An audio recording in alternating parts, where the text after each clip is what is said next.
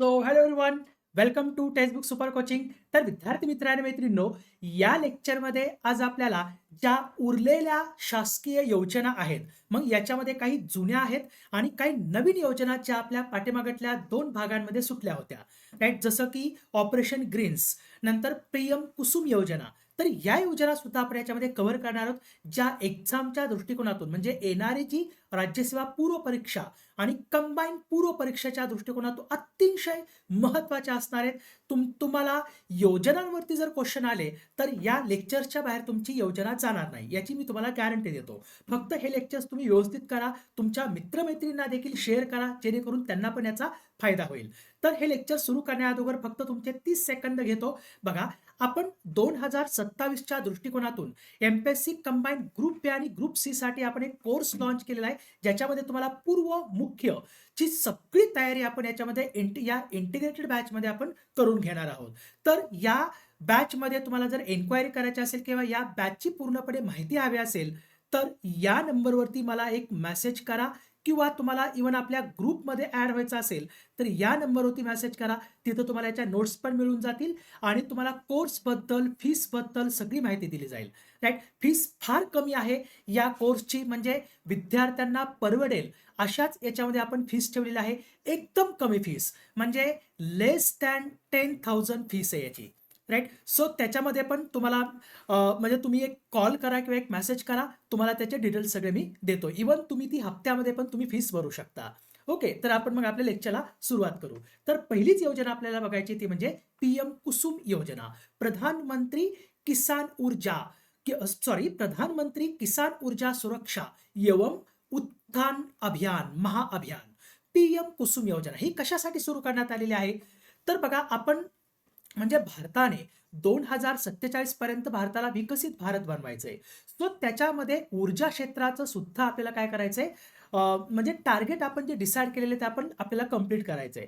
पण त्याच्या पण मध्ये आता तुम्हाला सगळ्यांनाच माहित होतं की आपल्या 2010 साली आपण एक योजना सुरू केली होती, ज्या योजनेचं नाव जवाहरलाल नेहरू राष्ट्रीय सोलर मिशन होतं.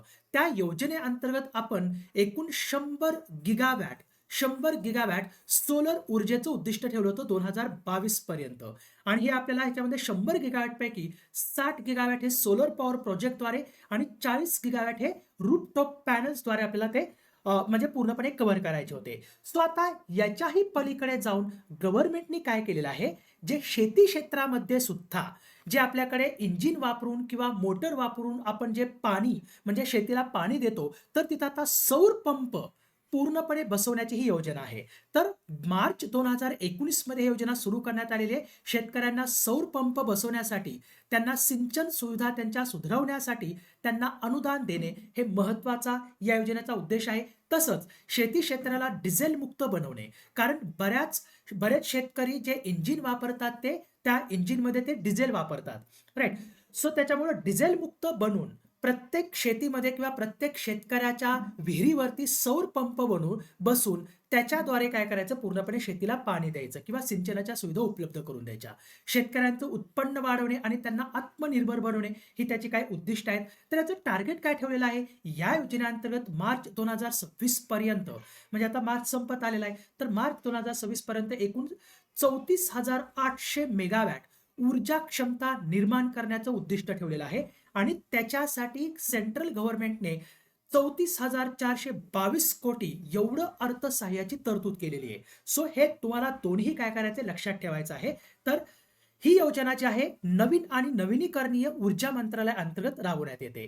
तर आता याचं अनुदान कसं मिळतं या योजनेअंतर्गत? तर या योजनेअंतर्गत स्वतंत्र सौर पंप बसवण्यासाठी प्रत्येक शेतकऱ्याला आधीपासून ग्रीडशी जोडलेल्या कृषी पंपाचं सौरीकरण करण्यासाठी एकूण खर्चाच्या 30% ते 50% केंद्र सरकारकडून अनुदान दिलं जातं. राईट, याशिवाय ज्या शेतकऱ्यांकडे पडीक जमीन आहे, जर एखाद्या शेतकऱ्यांकडे पडीक जमीन असेल तर त्या शेतकऱ्यांना या योजनेअंतर्गत पडीक किंवा त्या उजाड जमिनीवर 2 मेगावॅट पर्यंत, लक्षात ठेवा 2 मेगावॅट पर्यंत ग्रीडशी जोडलेले सौर ऊर्जा प्रकल्पही उभा करण्याला चालना ही योजना देते. राईट, जेणेकरून शेतकऱ्यांचं उत्पन्न वाढेल. तर आता या कुसुम योजनेसाठी पात्र लाभार्थी कोण आहेत? तर वैयक्तिक शेतकरी किंवा शेतकऱ्यांचा गट किंवा शेतकरी उत्पादक संस्था किंवा संघटना, तसंच ग्रामपंचायत, सहकारी संस्था आणि पाणी वापर संघटना या योजनेअंतर्गत काय करू शकतात? सौर कृषी पंप किंवा 2 मेगावॅट पर्यंतचा सौर ऊर्जा प्रकल्प सुरू करू शकतात, ज्याला केंद्र सरकार काय करणार आहे? अनुदान देणार आहे. तर या योजनेचे 3 महत्त्वाचे कॉम्पोनंट्स आहेत. हे पण तुम्हाला लक्षात ठेवायचे आहेत. पहिला कॉम्पोनंट म्हणजे काय? तर 2 मेगावॅट पर्यंत क्षमतेच्या लहान सौर ऊर्जा प्रकल्पाद्वारे 10,000 मेगावॅट सौर क्षमता निर्माण करणे, म्हणजेच 10 गिगावॅट एवढी सौर क्षमता निर्माण करणे. दुसरं आहे ते म्हणजे 20 लाख स्वतंत्र सौर कृषी पंपाची स्थापना करणे. आता 20 लाख स्वतंत्र सौर कृषी पंपाची स्थापना करताना ग्रीड नसलेल्या भागात विद्यमान डिझेल पंपाच्या ऐवजी 7.5 HP पर्यंत क्षमतेचे सौर पंप बसवण्याची शेतकऱ्यांना मदत करणे. मग ही मदत कोण करणार? तर स्टेट गव्हर्नमेंट करणार. राज्य सरकार किमान 30% अनुदान याच्या अंतर्गत देणार आणि उर्वरित खर्च शेतकऱ्यांना उचलायचा आहे. राईट. तर आता तिसरं काय आहे? तर 15 लाख ग्रीडशी जोडलेल्या कृषी पंपाचं सौरीकरण करणं. म्हणजे शेतकरी सौर ऊर्जा वापरून सिंचनाची गरज पूर्ण करू शकतात आणि उरलेली वीज ते काय करू शकतात? डिस्कॉमला ठराविक दराने विकू सुद्धा शकतात. सो म्हणजे याच्यातून उत्पन्न पण ते मिळू शकतात. तर ही होती पीएम कुसुम योजना. याच्यावरती 100% तुम्हाला एखादा तरी क्वेश्चन येईल किंवा मी एक क्वेश्चन तयार केलेला आहे. या क्वेश्चनचा आन्सर मला तुम्ही खाली कमेंट सेक्शनमध्ये द्यायचं आहे. ओके. सो थोडं मी काय करतो, हे टिकर जरा बाजूला करतो म्हणजे तुम्हाला काय होईल? सगळं व्यवस्थित दिसेल. राईट. तर या फक्त मला क्वेश्चनचं तुम्ही आन्सर द्या कमेंट सेक्शनमध्ये पॉज करून. चला ठीक आहे. आता पुढची योजना घेऊ, ऑपरेशन ग्रीन्स. बघा याच्यावरती क्वेश्चन येण्याचे चान्सेस खूप आहेत. जी ऑपरेशन ग्रीन्स जी आहे ही योजना केंद्र म्हणजे सेंट्रल सेक्टर स्कीम आहे. म्हणजे सेंट्रल सेक्टर स्कीम म्हणजे काय? तर जिथं 100% जो खर्च आहे तो खर्च कोण करतं? तर केंद्र सरकार करतं. कोण करतं? केंद्र सरकार खर्च करतं. तर ही योजना 2018-19 या आर्थिक वर्षामध्ये सुरू करण्यात आलेली आहे आणि ही योजना अन्न प्रक्रिया उद्योग मंत्रालय यांच्या अंतर्गत सुरू करण्यात आलेली आहे. आता उद्देश खूप महत्वाचा आहे याचा. जे नाशवंत वस्तू आहेत, कृषी उत्पादन जे आहे, नाशवंत कृषी उत्पादन, त्या नाशवंत वस्तू विशेष आहेत. म्हणजे ही योजना जेव्हा सुरू करण्यात आली होती, ही योजना फक्त 3 पिकांसाठी जे नाशवंत पिकं आहेत त्यांच्यासाठी सुरू करण्यात आली होती. ते 3 पिकं म्हणजे कुठले? टॉप. लक्षात काय ठेवायचं? टॉप. तर टोमॅटो, ऑनियन म्हणजे कांदा अँड पोटॅटो बटाटा यांच्या किमती स्थिर ठेवणे आणि कापणीनंतर होणारे नुकसान कमी करणे हा त्याचा उद्देश आहे. परंतु आता रिसेंटली याच्यामध्ये फक्त टॉप ह्या 3च पिकांचा समावेश केलेला नाही नाशवंत पिकाचा. तर याच्यामध्ये आता ह्याचा जो योजनेचा विस्तार 22 म्हणजे 22 नाशवंत वस्तूंच्या उत्पादनांपर्यंत करण्यात आलेला आहे. मग त्याच्यामध्ये आंबा, केळी, सफरचंद, राईट, यासारखी फळे, तसंच लसूण, आले, शेंगा यासारख्या भाज्यांचा देखील समावेश करण्यात आलेला आहे. तर म्हणजे काय करण्यात आले? टॉप ते टोटल. हे लक्षात ठेवा बरं का, हे महत्वाचं आहे. टॉप ते टोटल असा याचा विस्तार करण्यात आलेला आहे. टॉप म्हणजे 3 पिकं आणि टोटल म्हणजे आता सगळी 22ची 22 नाशवंत पिकं. आता याचा उद्देश काय काय?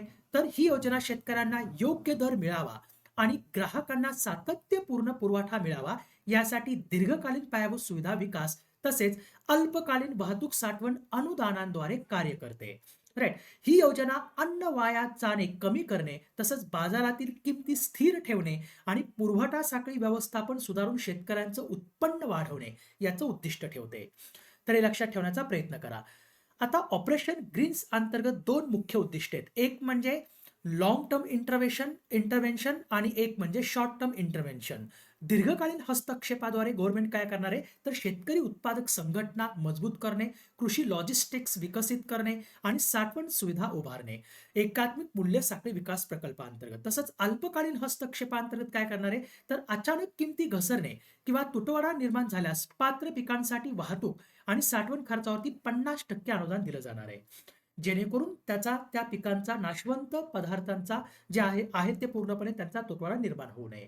तर याच्यासाठी 500 कोटींच्या प्रारंभिक निधी योजना सुरू करण्यात आलेली आहे आणि ही योजना प्रधानमंत्री किसान संपदा योजनेअंतर्गत राबवली जाते. आता ही प्रधानमंत्री किसान संपदा योजना काय आहे? तर प्रधानमंत्री किसान संपदा योजना जी आहे ती मे 2017 मध्ये मे 2017 मध्ये सुरू करण्यात आलेली आहे. म्हणजे 2017-18 या आर्थिक वर्षामध्ये ती सुरू करण्यात आलेली आहे आणि ही सुद्धा एक सेंट्रल सेक्टर स्कीम होती. राईट. याचं एम काय होतं प्रधानमंत्री किसान संपदा योजनेचं? तर जे ॲग्री प्रोसेसिंग क्लस्टर्स आहेत त्याचं डेव्हलपमेंट करणे आणि ॲग्रीसाठी मॉडर्न इन्फ्रास्ट्रक्चर डेव्हलप करणे. एवढंच नाही, तर जे ॲग्री वेस्टेज आहे ते ॲग्री वेस्टेज रिड्यूस करणे आणि फार्मर्सचं इन्कम वाढवणे, याच्यासाठी ही योजना सुरू करण्यात आली होती. तर याच्या अंतर्गत आता हे ऑपरेशन ग्रीन्स राबवण्यात येतं. राईट. याच्या अंतर्गत एक MIEWS पोर्टल पण सुरू करण्यात आलेलं आहे. Market intelligence and early warning system. Right. याच्याद्वारे काय करणार आहे गव्हर्नमेंटला? तर किमतीतील चढ उतार याच्यावरती लक्ष ठेवणार आहे गव्हर्नमेंट आणि वेळेपूर्वी सूचना देऊन हस्तक्षेपाची मदत करणार आहे. तर हे आहे ऑपरेशन ग्रीन्स, लक्षात ठेवा. चला पुढे जाऊ. आता ज्या राहिलेल्या जुन्या योजना आहेत त्याही बघू आता. याच्यामध्ये सगळ्यात महत्त्वाची योजना बघायची ती म्हणजे संपूर्ण ग्रामीण रोजगार योजना, SGRY. ही जी योजना आहे ती 25 सप्टेंबर 2001 ला सुरू करण्यात आलेली आहे. तर ही दोन योजनांचं एकत्रीकरण केलेलं आहे. जवाहर ग्राम समृद्धी योजना जी 1999 मध्ये सुरू करण्यात आली होती आणि EAS एम्प्लॉयमेंट ॲश्युरन्स स्कीम जी होती, राईट, ती एकूण 100 दिवसांचं 100 डेजचं काय करत होती?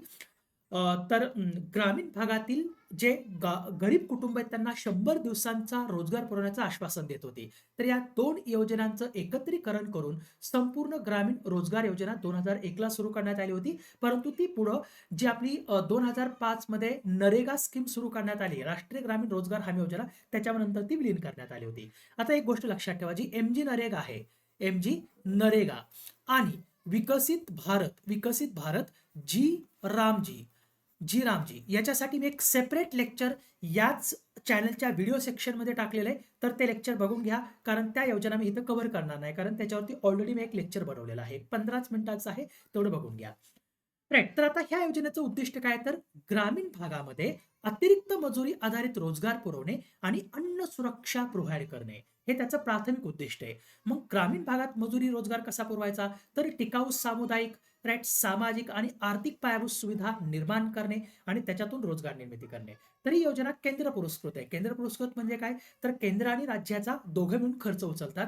केंद्र सरकार 75% आणि राज्य सरकार 25% एवढा खर्च उचलतं. तर राज्य आणि केंद्रशासित प्रदेशांना आवश्यक धान्य जे आहे ते धान्य मात्र केंद्र सरकारकडून विनामूल्य उपलब्ध करून दिलं जातं, हे लक्षात ठेवा. आणि जी मजुरी आहे या योजनेअंतर्गत, ती मजुरी अंशत रोख स्वरूपात किंवा अंशत धान्य स्वरूपात दिली जाते. प्रारंभी प्रति कामगार प्रतिदिन किमान 5 किलो धान्य देण्यात येत होतं, परंतु आता काय केलं जातं, त्यांचा रोजगार जो आहे तो रोख स्वरूपात दिला जातो, हे लक्षात ठेवा.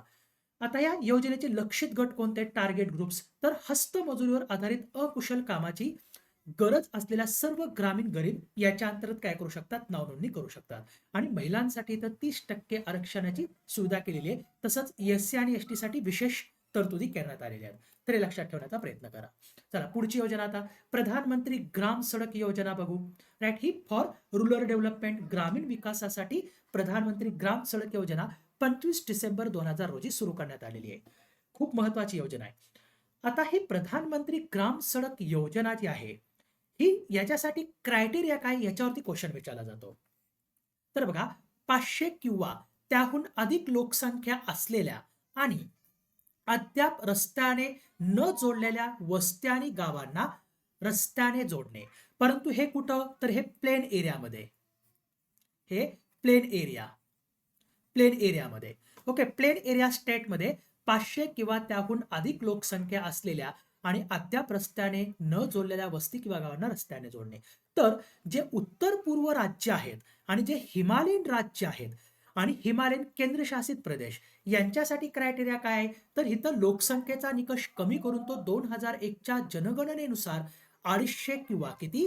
250 किंवा त्याहून अधिक लोकसंख्या असा ठेवण्यात आलेला आहे. म्हणजे लक्षात ठेवा, 250 किंवा त्याहून अधिक लोकसंख्या असलेल्या गावांना तिथं काय करायचं आहे? तर आपल्या रोडनी किंवा रस्त्याने जोडायचं आहे. तसंच जे अनुसूचित जमाती क्षेत्र आहेत, जे अनुच्छेद 5व्या मध्ये येतात, राईट, तर त्या याच्यामध्ये अनुसूचित जमाती क्षेत्रांसाठी 250 किंवा त्याहून अधिक लोकसंख्या असलेल्या आणि अद्याप रस्त्याने न जोडलेल्या वस्त्यांना रस्त्याने जोडणे. तर ह्या 3 क्रायटेरिया तुम्ही लक्षात ठेवा. आणि ही सुरुवातीला सुरुवातीला ही पूर्णपणे केंद्र पुरस्कृत म्हणजे पूर्णपणे केंद्र फंडिंग करत होतं. परंतु सध्याच्या घडीला हे फंडिंग जे आहे ते 60-40 म्हणजे जे राज्य आणि केंद्रशासित राज्य आणि केंद्र आहे, केंद्र 60% आणि राज्य 40% खर्च करतं. तर जे हिली स्टेट आहेत त्या हिली स्टेटमध्ये 90% केंद्र आणि 10% राज्य खर्च करतं. तर हे लक्षात ठेवण्याचा प्रयत्न करा. चला पुढे. आता पुढची योजना बघायची ती म्हणजे आपल्याला 12 एप्रिल 2005 ला सुरू करण्यात आलेली जननी सुरक्षा योजना. ही बीपीएल वुमनसाठी अंडर नॅशनल हेल्थ मिशन अंतर्गत सुरू करण्यात आली होती. जे दारिद्र्य रेषेखालील महिला आहेत त्यांचं संस्थात्मक प्रसूती वाढवणे आणि माता मृत्यूदर आणि शिशु मृत्यूदर माता मृत्यूदर व शिशु मृत्यूदर कमी करणे याच्यासाठी जननी सुरक्षा कार्यक्रम सुरू करण्यात आलेला होता. तर गर्भवतींना गरोदर काळात तपासणी करणे, राईट, प्रसूती, आर्थिक मदत देणे आणि ही सेंट्रली स्पॉन्सर्ड स्कीम याच्यामध्ये 100% फंड गव्हर्नमेंट देतं. मग याच्या अंतर्गत किती मदत केली जाते, राईट? तर याच्या अंतर्गत मदत किती केली जाते बघा. आता जे लो परफॉर्मिंग स्टेट आहेत तिथं मदरचं जे पॅकेज आहे प्रत्येक मदरला 1400 रुपयांची मदत केली जाते. आणि जे हाय परफॉर्मिंग स्टेट आहेत जसं की महाराष्ट्र, गुजरात, राईट, हे हाय परफॉर्मिंग स्टेट आहेत तर इथं 700 रुपये म्हणजे पर मदरला दिले जातात. आणि यांना मदत करणाऱ्या ज्या आशा वर्कर्स आहेत त्यांना लो परफॉर्मिंग स्टेटमध्ये 600 रुपये आणि हाय परफॉर्मिंग स्टेटमध्ये सुद्धा 600 रुपये दिले जातात. म्हणजे असं टोटल 2000चं पॅकेज आणि 1300 रुपयांचं पॅकेज दिलं जातं. तर अर्बन एरिया हे झालं ग्रामीण भागामध्ये. तर शहरी भागामध्ये हे मदर्सचं जे पॅकेज आहे ते 1000 रुपयांचं आहे लो परफॉर्मिंग स्टेटमध्ये आणि हाय परफॉर्मिंग स्टेटमध्ये 600 रुपये. तर अशा वर्कर्सला 400 रुपये दिले जातात. तर हे लक्षात ठेवण्याचा प्रयत्न करा. ओके, चलो. तर आता पुढची योजना बघू. 2005 साला सुरू करण्यात आलेली भारत निर्माण कार्यक्रम. याच्यावरती एमपीएससी सतत क्वेश्चन विचारते. भारत निर्माण कार्यक्रम कशासाठी सुरू करण्यात आला होता? तर ग्रामीण भागात, शहरी नाही बरं का, ग्रामीण भागात 6 क्षेत्रांमध्ये मूलभूत व पायाभूत सुविधा उपलब्ध करून देऊन ग्रामीण भागाचा सर्वांगीण विकास साधणे याच्यासाठी भारत निर्माण कार्यक्रम सुरू करण्यात आला होता 2005 साला. तर ते 6 क्षेत्र कोणते येतात? ग्रामीण गृहनिर्माण क्षेत्र, ग्रामीण रस्ते, नंतर ग्रामीण सिंचन किंवा ग्रामीण पाणी पुरवठा, राईट, सॉरी, ग्रामीण सिंचन, नंतर ग्रामीण पेयजल किंवा ग्रामीण पाणी पुरवठा, नंतर ग्रामीण विद्युतीकरण आणि ग्रामीण दूरसंचार यांचा विकास करणे. यात कोणती क्षेत्र येत नाहीत? येत नाहीत. तर हे लक्षात ठेवा. येत नाहीत ते म्हणजे शिक्षण येत नाही याच्यामध्ये, ग्रामीण शिक्षण येत नाही. तसंच तसंच आणखी काय येत नाही हो? ग्रामीण आरोग्य सुद्धा येत नाही.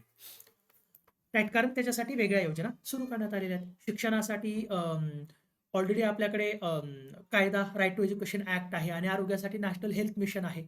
सो त्याच्यामुळे ह्याच्यामध्ये भारत निर्माण कार्यक्रमांतर्गत शिक्षण आणि आरोग्य आणि पर्यावरण एवढंच नाही तर पर्यावरण सुद्धा बाजूला ठेवलंय.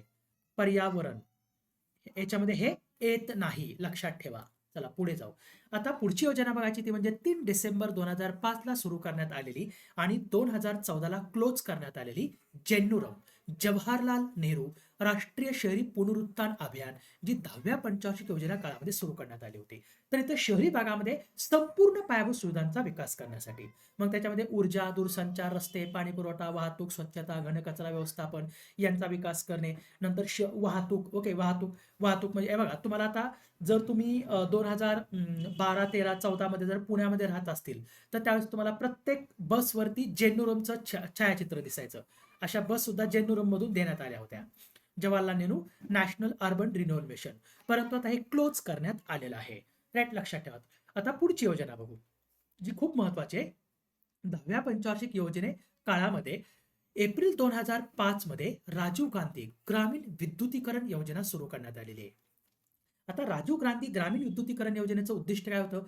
तर सर्व ग्रामीण घरांना, बघा इथं ग्रामीण शब्द बरं का, सर्व ग्रामीण घरांना फ्रीमध्ये वीज उपलब्ध करून देणे.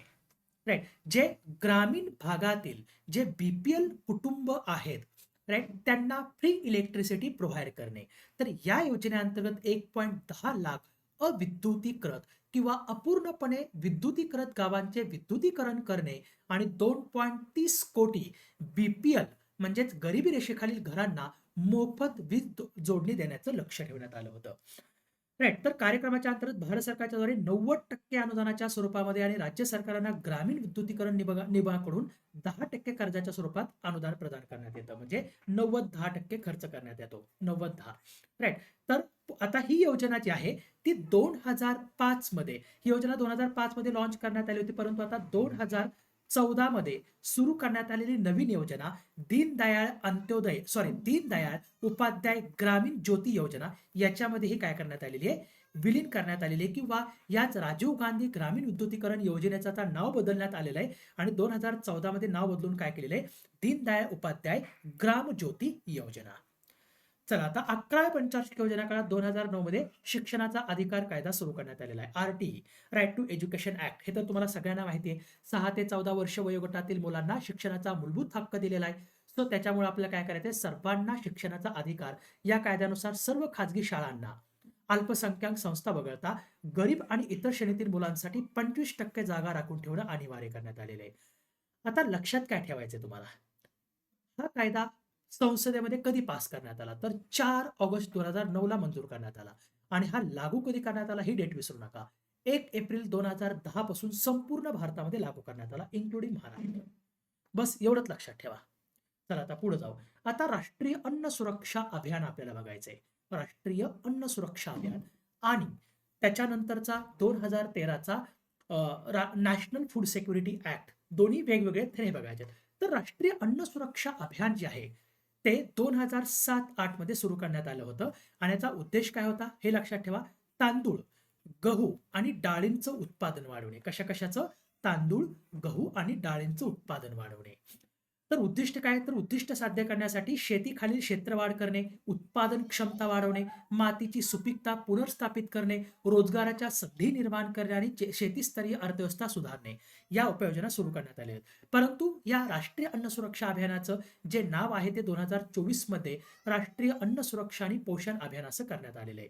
तर याचं उद्दिष्ट काय आहेत? याचे उद्दिष्ट काय आहेत? तर याचे उद्दिष्ट असं ठेव, 11व्या पंचवार्षिक योजनेअखेर 11व्या योजनेअखेर तांदळाचं उत्पादन 10 दशलक्ष टन करणे, गव्हाचं उत्पादन 8 दशलक्ष टन करणे आणि डाळीचं उत्पादन 2 दशलक्ष टन करणे.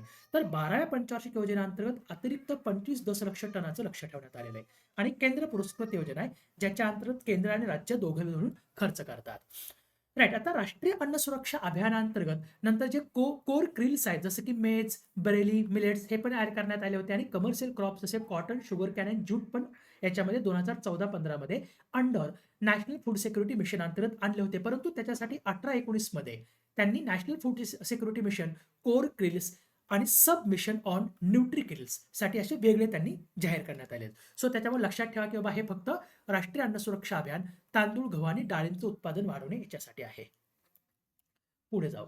आता आपल्याला जननी शिशु सुरक्षा कार्यक्रम थोडक्यात बघायचा आहे. 1 जून 2011 ला 11 पंचवार्षिक योजनेमध्ये सुरू करण्यात आला होता. काय? सामान्य प्रसूती, शस्त्रक्रियेद्वारे म्हणजे सी सेक्शन प्रसूती, आजारी नवजात बालकांना जन्मानंतर 30 दिवसांपर्यंत पूर्णपणे मोफत आणि रोकड विरहित आरोग्य सेवा प्रोव्हाइड करण्यासाठी जननी शिशु सुरक्षा कार्यक्रम सुरू करण्यात आलेला आहे. बस एवढंच लक्षात ठेवा. प्रश्न आला तर फक्त याच्या उद्दिष्टांवरतीच येईल.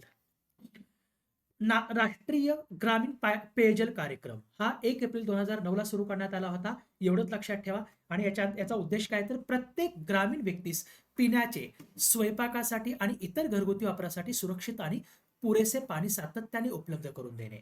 तसंच सर्व ग्रामीण वसाहती, शासकीय शाळा आणि अंगणवाड्यांना सुरक्षित पिण्याच्या पाण्याचा पूर्णपणे त्यांना प्रवेश मिळवून देणे. बस एवढंच लक्षात ठेवा. याच्या बाहेर काही लक्षात ठेवू नका. पुढची योजना बघू. आता आपल्याला बघायची 11व्या पंचवार्षिक योजनेसाठी जे प्रतिमान वापरण्यात आलं होतं. प्रतिमान वापरण्यात आलं होतं. ते प्रतिमान म्हणजे काय होतं? पुरा. ते काय होतं? पुरा. Provision of urban amenities to rural area. आता हे काय होतं? 2 जानेवारी 2003 मध्ये ही पुरा स्कीम सुरू करण्यात आली होती.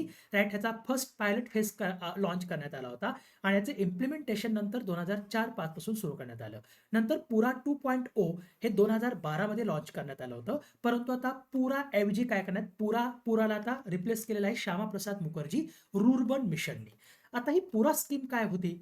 तर ग्रामीण भागात शहरी सुविधा पुरवणे, तर ग्रामीण विकासासाठी एक धोरणात्मक उपक्रम होता, जो उपक्रम किंवा जी संकल्पना कोणाची होती, डॉक्टर ए.पी.जे. अब्दुल कलामांची होती. त्यांनी एक पुस्तक लिहिलं होतं टार्गेट 3 बिलियन. त्याच्यामध्ये ही संकल्पना मांडण्यात आली होती. ज्या शहरी सुविधा आणि सेवा ग्रामीण केंद्रांमध्ये उपलब्ध करून देऊन शहराबाहेरील भागात आर्थिक संधी निर्माण करणे ह्याचं उद्दिष्ट होतं. तर या अंतर्गत मुख्य 3 गोष्टी करायच्या होत्या. एक म्हणजे भौतिक जोडणी, म्हणजे रस्ते बांधकामाद्वारे. दुसरी म्हणजे इलेक्ट्रिक जोडणी, संचार नेटवर्कद्वारे. आणि ज्ञान जोडणी, व्यावसायिक आणि तांत्रिक संस्था स्थापन करून. तर काय करायचं होतं, सगळ्या शहरी भागातल्या सुविधा ग्रामीण भागामध्ये पुरवण्याची ही पुरा स्कीम होती. परंतु याला आता श्यामाप्रसाद मुखर्जी रुर्बन मिशननी काय केलेलं आहे, रुर्बन म्हणजे काय, रुरल म्हणजे अर्बन भागातील सुविधा रुरल भागामध्ये, म्हणजे रुरल प्लस अर्बन असं. परंतु त्या अर्बन भागातील सुविधा ग्रामीण भागामध्ये पुरवणे, रुर्बन मिशन. तर हे 21 फेब्रुवारी 2016ला श्यामाप्रसाद मुखर्जी रुर्बन मिशन सुरू करण्यात आलेलं आहे. राईट. मोहीम 2016 मध्ये सुरू करण्यात आली होती. राईट. उद्देश काय आहे, तर ग्रामीण भागात एकात्मिक प्रकल्प आधारित पायाभूत सुविधा निर्माण करणे, तसेच आर्थिक उपक्रम आणि कौशल्य विकास प्रोत्साहन देणे. राईट. तर हे मिशनचं एम काय, तर development of 300 rurban clusters in next 5 year. म्हणजे 2021 पर्यंत एकूण 300 रुर्बन क्लस्टर्सची निर्मिती करणे. आता रुर्बन क्लस्टर्स म्हणजे काय असतात, रुर्बन क्लस्टर्स म्हणजे जे ग्रामीण भाग आहेत, त्या ग्रामीण भागातले काही वस्त्या किंवा गावं मिळून एकत्र करायचे त्या गावांना आणि त्यांचा पूर्णपणे विकास करायचा. त्याला क्लस्टर्स म्हणतात. असे 300 रुर्बन क्लस्टरची नेमणूक म्हणजे त्याचा विकास करायचा. योजनेची अंमलबजावणी सार्वजनिक खाजगी भागीदारीमधून माध्यमातून करण्याला प्राधान्य दिलं जातं. म्हणजे पब्लिक प्रायव्हेट पार्टनरशिप. याच्यामध्ये प्रायव्हेट व्यक्ती पण काय करू शकतो, विकास करू शकतो. राईट. आणि गव्हर्नमेंट फक्त त्यांना पूर्णपणे अर्थसहाय्य वगैरे किंवा अर्थसहाय्य नाही पण इतर सहाय्य करू शकतं. पुढे जाऊ. आता पुढची योजना जी 2007 मध्ये सुरू करण्यात आली होती, 2007 ते 2012 पर्यंत. परंतु नंतर 2012ला 2020 पर्यंत तिला वाढ देण्यात आली. ती सगळ्यात महत्वाची म्हणजे राष्ट्रीय कृषी विकास योजना, जिला पुढे रफ्तार म्हटलं गेलेलं आहे. आणि आता तुम्ही एक सर्च करायचंय की या राष्ट्रीय कृषी विकास योजनेला रफ्तार असं नाव कधी देण्यात आलं. ओके. तर आता ही जी योजना आहे ती 100% सुरुवातीला 100% केंद्र सरकार हिला अर्थसहाय्य देत होतं. परंतु 2017 नंतर याचं अर्थसहाय्य केंद्र आणि राज्यांमध्ये विभागण्यात करण्यात आलेले. 60% केंद्र सरकार आणि राज्य सरकार 40%. तर राज्यातील सर्व शेतकऱ्यांना साहित्य, कर्ज आणि अनुदान प्रदान करणे. कशासाठी, कृषी विकासासाठी. कारण 11व्या पंचवार्षिक योजनेमध्ये जे कृषी क्षेत्राचा जीडीपीतील वाटा जो आहे तो आपण 4% म्हणजे 4% साध्य करण्याचं उद्दिष्ट ठेवण्यात आलं होतं पर इयर. राईट. आणि हेच साध्य करण्यासाठी कृषी आणि संलग्न क्षेत्रांमध्ये सार्वजनिक गुंतवणूक वाढवण्यासाठी राज्यांना प्रोत्साहन देणे या योजनेचं उद्दिष्ट ठेवण्यात आलं होतं. ही होती राष्ट्रीय कृषी विकास योजना. तर कृषी आणि संलग्न क्षेत्रामध्ये सार्वजनिक गुंतवणूक वाढवण्यासाठी राज्यांना प्रोत्साहन देणे. राईट. कृषी आणि संलग्न क्षेत्रातील योजना तयार करणे आणि अंमलबजावणी करताना राज्यांना लवचिकता आणि स्वायत्तता प्रदान करणे. तसंच जिल्हा आणि राज्य पातळीवर कृषी योजना तयार होण्याची खात्री करणे. महत्वाच्या पिकांमधील उत्पादनातील तफावत कमी करण्याचे उद्दिष्ट साध्य करणे हे केंद्र हस्तक्षेपांद्वारे होतं. तसंच शेतकऱ्यांना जास्तीत जास्त परतावा मिळवून देणे. तर ह्या योजनेचे काही मुख्य उद्दिष्ट आहेत. आणि याच योजनेअंतर्गत नंतर 2013-14 मध्ये एक पीक विविधीकरण कार्यक्रम सुरू करण्यात आलेला आहे. याच्यावरती क्वेश्चन येऊ शकतो, क्रॉप डायव्हर्सिफिकेशन प्रोग्राम हा काय होता, तर हा राष्ट्रीय कृषी विकास योजनेअंतर्गत राबवण्यात येणारा एक उपक्रम होता. जी मूळ हरित क्रांती राज्ये, मूळ हरित क्रांती राज्य कुठली, जसं ही वरची पंजाब, हरियाणा, राईट, यूपी, ही मूळ हरित क्रांती राज्यांमध्ये भात पिकाखालील क्षेत्र पर्यायी पर्यायी पिकांकडे वळवण्यासाठी ही योजना सुरू करण्यात आलेली आहे. म्हणजे त्यांनी फक्त भाताचंच आणि गव्हाचंच उत्पादन घ्यायचं नाही, तर इतर पिकांचं पण त्यांनी उत्पादन घ्यावं, याच्यासाठी ही पीक विविधीकरण कार्यक्रम सुरू करण्यात आला. राईट. तसेच तंबाखू उत्पादन करणाऱ्या राज्यांमध्ये तंबाखू उत्पादक शेतकऱ्यांना पर्यायी पिके किंवा पीक पद्धती स्वीकारण्यास प्रोत्साहन देण्यासाठी हा कार्यक्रम अंमलात आणला होता. लक्षात ठेवा, खूप महत्वाचा आहे. चला आता पुढे जाऊ. आता आपल्याला बघायचं आहे national action plan on climate change, जो 30 जून 2008 ला सुरू करण्यात आलेला आहे. आता हा जो म्हणजेच याचं आपल्याला मराठीमध्ये नाव काय सांगता येईल, तर पर्यावरण बदलाचा राष्ट्रीय कृती कार्यक्रम. राष्ट्रीय कृती कार्यक्रम, पर्यावरण बदलाचा राष्ट्रीय कृती कार्यक्रम. तर आता पर्यावरण बदलाचा राष्ट्रीय कृती कार्यक्रम जो आहे राईट. तर हा कार्यक्रम 30 जून 2008ला सुरू करण्यात आला होता आणि याच्या अंतर्गत एकूण 8 मिशन्स येतात. ते 8 मिशन्स आपल्याला एक्झाममध्ये सतत विचारले जातात. या पर्यावरण बदलाच्या राष्ट्रीय कृती कार्यक्रमाअंतर्गत जे 8 मिशन सुरू करण्यात, ते 8 मिशन कोणते? तर पहिलं म्हणजे नॅशनल सोलर मिशन. हे जे नॅशनल सोलर मिशन आहे ते 2010 मध्ये सुरू करण्यात आलेलं आहे. राईट. त्याला नाव दिलेलं आहे जवाहरलाल नेहरू राष्ट्रीय नॅशनल सोलर मिशन. याचं उद्दिष्ट काय आहे? तर 2022 पर्यंत 100 गिगावॅट सौर ऊर्जा निर्मिती करणे. आता 100 गिगावॅट पैकी 60 गिगावॅट हे सोलार प्रोजेक्टद्वारे आणि 40 गिगावॅट हे रूफटॉप सोलर जे असतात म्हणजे घरावरचे, त्याच्याद्वारे निर्मिती करणे याचं उद्दिष्ट होतं.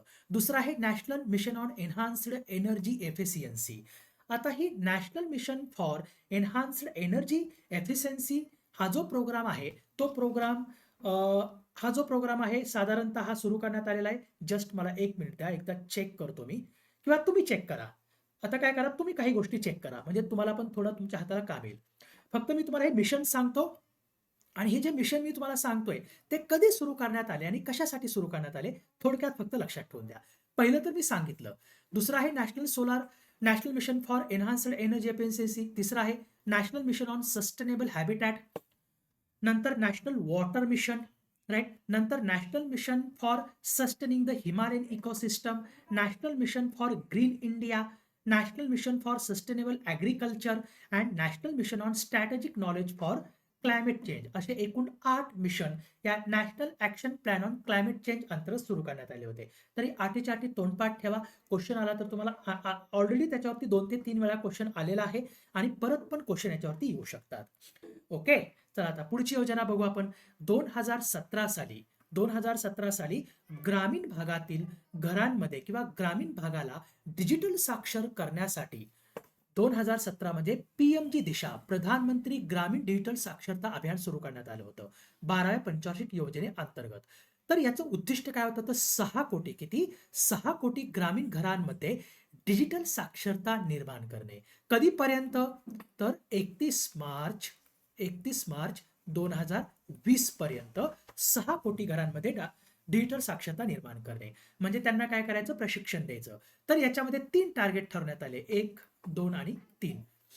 पहिल्या 16-17 या आर्थिक वर्षामध्ये एकूण 25 लाख उमेदवारांना प्रशिक्षण देणं. 17-18 या आर्थिक वर्षामध्ये 275 लाख म्हणजे 2.75 करोड. राईट. हे झाले 3 कोटी दोन्ही. आणि तिसऱ्या आर्थिक वर्षात 18-19 मध्ये 300 लाख, उरलेले 3 कोटी. म्हणजे असे एकूण किती? 6 कोटी उमेदवारांना प्रशिक्षण देणं आणि त्यांना डिजिटली साक्षर करणं. ओके, आलं लक्षात? सो ही एकूण 40% ग्रामीण घरांना पूर्णपणे काय करत होती? साक्षर करत होती ही योजना, म्हणजे कव्हर करत होती. चलो, आता पुढची योजना बघायची ते म्हणजे राष्ट्रीय आरोग्य अभियान. राष्ट्रीय आरोग्य अभियान. आता ही जी योजना आहे बघा, ग्रामीण भागासाठी एक वेगळं हेल्थ मिशन सुरू करण्यात आलं होतं 2005 ला आणि 2013 मध्ये अर्बन भागासाठी वेगळं हेल्थ मिशन सुरू करण्यात आलं होतं. परंतु मे 2013 मध्ये ग्रामीण आणि शहरी हेल्थ मिशन दोन्ही एकत्रित करण्यात आलं आणि एकत्रित करून राष्ट्रीय ग्रामीण अभियान जे ग्रामीण आणि शहरी दोन्ही भागांसाठी सुरू करण्यात आलं. हे मार्च 2020 पर्यंत लागू करण्यात आलं होतं, परंतु त्याला नंतर मार्च 2026 पर्यंत त्याला परत परत मुदतवाढ देण्यात आली. तर याची उद्दिष्ट काय आहेत? तर याचे उद्दिष्ट सगळ्यात महत्वाचं महिला व बाल आरोग्य, तसंच सर्वसामान्य लसीकरणावरती भर देणे, बाल मृत्यू दर आणि माता मृत्यू दर कमी करणे. याच्यासाठी अन्न, पोषण, स्वच्छता, आरोग्य आणि आरोग्य सेवा या सार्वजनिक सेवांचा सर्वाधिक प्रवेश उपलब्ध करून देणे. तसंच संसर्गजन्य आणि असंसर्गजन्य रोगांचं प्रतिबंध आणि नियंत्रण करणं. राईट. एवढंच नाही तर एकत्रित आणि सर्वसमावेशक प्राथमिक आरोग्य केंद्रांपर्यंत सर्वांना प्रवेश सुनिश्चित करणं. तसंच लोकसंख्या स्थिरीकरण महत्वाचं आहे. लोकसंख्या स्थिरीकरण, लैंगिक संतुलन आणि लोकसंख्यात्मक समतोल राखणं. राईट. एवढंच नाही तर स्थानिक आरोग्य परंपरांचे पुनर्जीवन करणं आणि आयुष प्रणालीला मुख्य प्रवाहात आणणं. तर निरोगी जीवनशैलीचा प्रसार करणं याच्यासाठीही राष्ट्रीय आरोग्य अभियान सुरू करण्यात आलेलं आहे. तर याच्या अंतर्गत काय टार्गेट ठेवण्यात आले, जसं की माता मृत्यू दर हा प्रत्येक 1000 पाठीमागे 1 पर्यंत खाली आणायचा. माता मृत्यू दर काय असतो? तर एका वर्षात 1 लाख जिवंत जन्मांपाठीमागे मृत्यू पावणाऱ्या मातांची संख्या आणि ही 1 लाखापाठीमागे 100 तर 1,000 पाठीमागे 1. नंतर शिशु मृत्यू दर, इन्फंट मोर्टॅलिटी रेट, म्हणजे एका वर्षात 1,000 जिवंत पाठीमागे मृत्यू पावणाऱ्या शिशूंची संख्या म्हणजे शिशु मृत्यू दर, जो 1,000 पाठीमागं 25 पर्यंत आणायचा होता.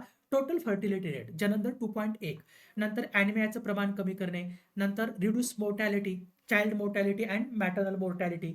नंतर आणखी काय, ट्युबरक्युलोसिसचं प्रमाण हाफ करणे, लेप्रोसिसचं प्रमाण प्रत्येक 10,000 पाठीमागे 1 करणे. नंतर मलेरिया जो आहे, मलेरिया 1,000 पाठीमागे 1 पर्यंत आणणे. नंतर मायक्रोफ्लोरिया याचं प्रमाण 1% पर्यंत करणे. आणि जो काला आजार आहे, तो काला आजार त्याचे इलिमिनेशन 2015 पर्यंत एलिमिनेट करणे काला आजाराला. बस एवढी त्याची उद्दिष्ट होती, एवढंच लक्षात ठेवा. आणि आता आपल्याला शेवटची योजना बघायची, जी की सगळ्यात महत्वाची आहे, ज्याच्यावरती एमपीएससी सतत प्रश्न विचारते, तो म्हणजे राष्ट्रीय अन्न सुरक्षा कायदा 2013चा. आता राष्ट्रीय अन्न सुरक्षा कायदा 10 सप्टेंबर 2013ला संसदेमध्ये मांडण्यात आला, जो 12 सप्टेंबर 2013ला मंजूर करण्यात आला. आणि हा कायदा आधीच्या तारखेपासून म्हणजे 5 जुलै 2013 पासून लागू करण्यात आला. तर महाराष्ट्रामध्ये कधी लागू करण्यात आला, तर 1 फेब्रुवारी 2014ला लागू करण्यात आला. ओके, तर याचा उद्देश काय आहे, भारतातील सुमारे जेवढी लोकसंख्या आहे त्या एकूण लोकसंख्येच्या जवळपास 2/3, लक्षात ठेवा खूप महत्वाचं आहे, एकूण लोकसंख्येच्या 2/3 लोकांना अनुदानित अन्नधान्य पुरवणे. याचे एम काय, तर मध्यान्ह भोजन योजना, एकात्मिक बाल विकास सेवा योजना आणि सार्वजनिक वितरण प्रणाली यांचा याच्यामध्ये समावेश करण्यात आलेला आहे. तर सार्वजनिक वितरण प्रणाली अंतर्गत लाभार्थ्यांना म्हणजे पब्लिक डिस्ट्रीब्युशन स्कीम अंतर्गत लाभार्थ्यांना प्रति व्यक्ती प्रति महिना 5 किलो धान्य कोणत्या दराने देण्यात येतं, तर जे तांदूळ आहेत ते तांदूळ 3 रुपये प्रति किलो दराने, पाठ करून ठेवा, तांदूळ 3 रुपये प्रति किलो दराने, गहू 2 रुपये प्रति किलो दराने, आणि जाडे भरडे धान्य म्हणजे ज्वारी, बाजरी, मोठ धान्य हे 1 रुपया प्रति किलो दराने देणे. हे तोंड पाठ करून ठेवा. तसंच गर्भवती महिला आणि स्तनपान करणाऱ्या माता आणि काही विशिष्ट श्रेणीतील मुलांना दररोज मोफत धान्य दिलं जातं, त्यांचं न्यूट्रिशनल हेल्थ वाढवण्यासाठी किंवा त्यांना न्यूट्रिशियस फूड देण्यासाठी. एवढंच नाही, तर राष्ट्रीय अन्न सुरक्षा कायदा जो आहे तो एकूण ग्रामीण लोकसंख्येच्या 75% लोकसंख्येला अन्न सुरक्षा प्रोव्हाइड करतो, तर एकूण शहरी लोकसंख्येच्या 50% शहरी लोकसंख्येला अन्न सुरक्षा प्रोव्हाइड करतो. तर हे लक्षात ठेवण्याचा प्रयत्न करा, खूप महत्वाचं या गोष्टी आहेत, राईट. आणि शेवटची योजना आहे ती म्हणजे प्रधानमंत्री सुरक्षित मातृत्व अभियान.